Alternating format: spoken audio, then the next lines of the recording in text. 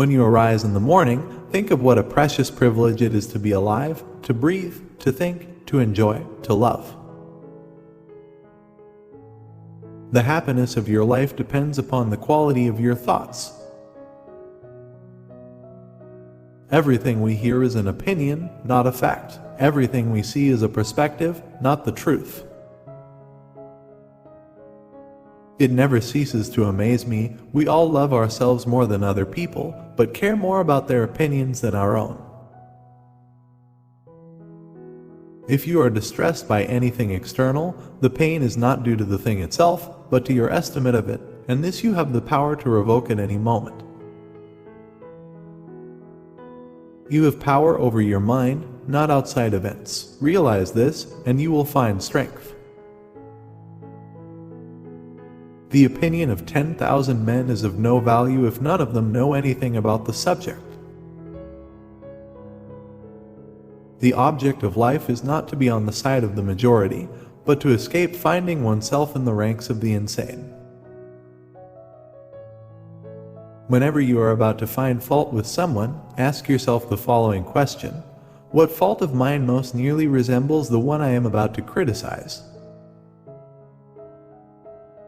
You always own the option of having no opinion. There is never any need to get worked up or to trouble your soul about things you can't control. These things are not asking to be judged by you. Leave them alone. The things you think about determine the quality of your mind. Your soul takes on the color of your thoughts.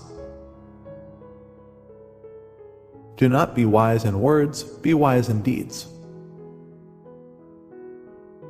Always bear this in mind, that very little indeed is necessary for living a happy life. Live your life as if you are ready to say goodbye to it at any moment, as if the time left for you were some pleasant surprises. What we do in life ripples in eternity. If someone can prove me wrong and show me my mistake in any thought or action, I shall gladly change. I seek the truth, which never harmed anyone. The harm is to persist in one's own self-deception and ignorance. Life is short. Do not forget about the most important things in our life, living for other people and doing good for them. Be tolerant with others and strict with yourself. It is not death that a man should fear, but he should fear never beginning to live. The impediment to action advances action. What stands in the way becomes the way. Do not indulge in dreams of having what you have not, but reckon up the chief of the blessings you do possess, and then thankfully remember how you would crave for them if they were not yours. The secret of all victory lies in the organization of the non-obvious.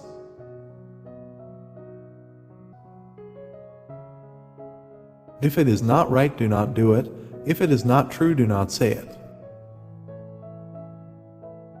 Give yourself a gift, the present moment.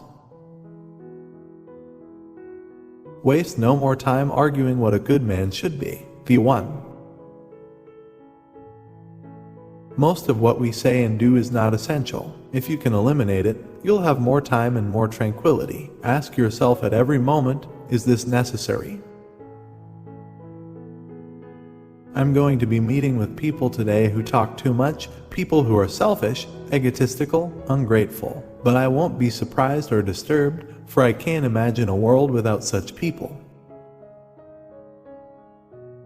Adapt yourself to the life you have been given, and truly love the people with whom destiny has surrounded you.